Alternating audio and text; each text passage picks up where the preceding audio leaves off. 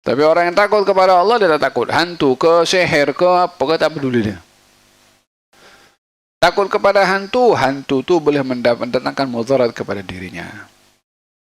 Takut kepada binatang, binatang tu boleh mendatangkan mudarat kepada dirinya.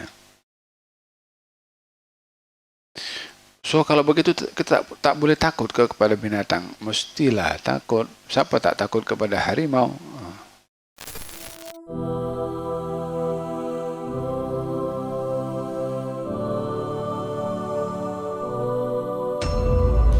Fakaifa takhafu ghairahu wa huwa la yanfa'u nafsahu. Macam mana kamu boleh takut kepada selain Allah sementara yang berkuasa adalah Allah? Ada orang takut hantu, ada orang takut sihir. Nah, sementara yang ditakuti daripada makhluk-makhluk tadi berupa kemudaratan tidak berlaku kecuali dengan izinnya Allah Subhanahu wa taala. Patutnya lebih takut kepada Allah Subhanahu wa taala. Karena yang akan menentukan seseorang itu akan terkesan dengan kemudaratan atau tidak adalah Allah Subhanahu wa taala.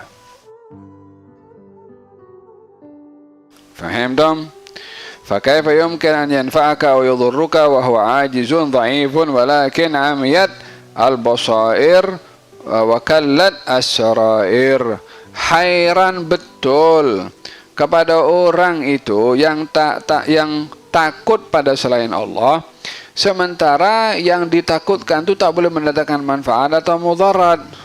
Yang ditakutkan itu adalah makhluk lemah, tak berkuasa, tapi tetap orang takut. Apa sebabnya? Amiyatul basair. Mata hati itu sudah lemah, sudah buta, sehingga hanya terfokus kepada hal-hal yang di luar berbandingkan yang sepatutnya dia gerun dan takut kepada Allah Subhanahu wa taala. Katanya, man khafani, siapa orang yang takut kepada aku, kepada Allah, aku jadikan semua takut kepada dia. Tapi yang tak takut kepada Allah, maka kepada apapun dia takut.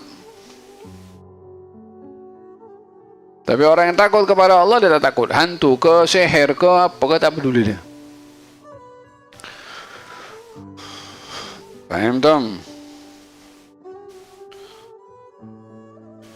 Oleh hada perlunya kita mempunyai rasa takut kepada Allah Subhanahu wa taala. Man khafani fid dunya, barang siapa yang takut pada aku di dunia, aku amankan dia di akhirat.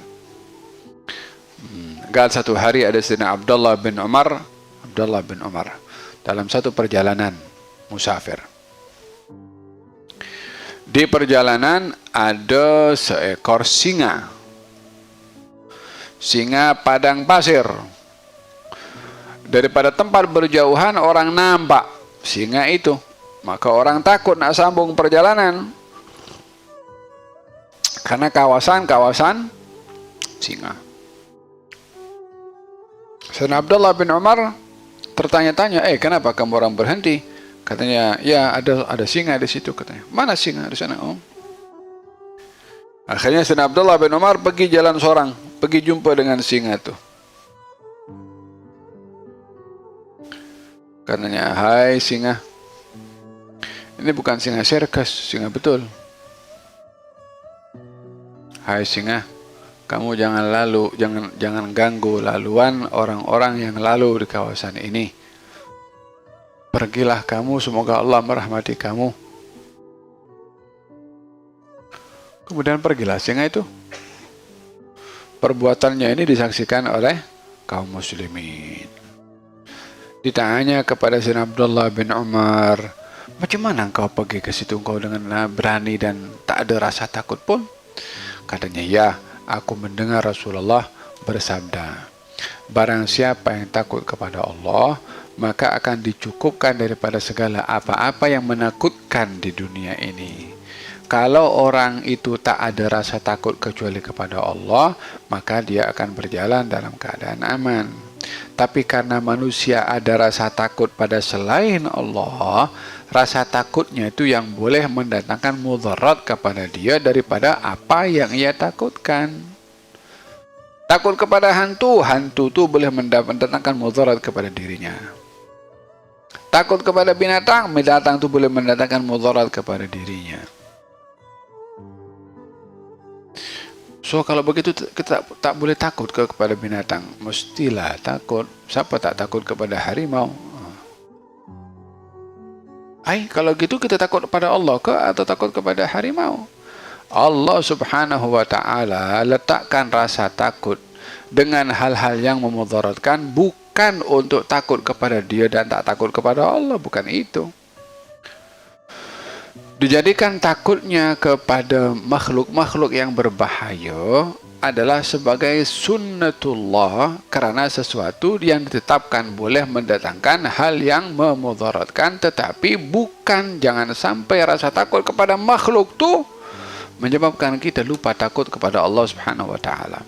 Atau kemudaratan yang bisa didapat oleh kita karena makhluk tersebut dengan terputus daripada ketetapan yang Allah tetapkan. Kalau ada perkara mudarat ditetapkan oleh Allah akan kena, ya pasti kena. Kalau tidak, ya tidak kena juga. Secara hukum, orang kalau berhadapan dengan singa mungkin kena cakar, mungkin kena makan, mungkin kena gigit.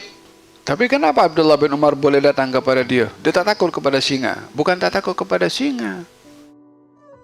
Rasa takutnya kepada Allah mengalahkan rasa takut kepada singa. Dan tidak dijadikan rasa takut kepada singa menyebabkan dia itu terputus daripada rasa takut kepada Allah subhanahu wa ta'ala. Faham dong? Jadi barang siapa takut kepada Allah akan dicukupkan oleh Allah daripada segala apa yang ia takuti di dunia. Yang tak takut pada Allah, semua di dunia yang ia takut akan membawa kemudaratan kepadanya. Dengan demikian orang yang takut kepada Allah dalam keadaan aman. Orang yang takut kepada Allah dalam keadaan selamat. Orang yang takut kepada Allah dalam keadaan dilindungi oleh Allah. Semoga Allah menganugerahkan rasa takut hanya kepada Allah subhanahu wa ta'ala. Amin, amin, amin.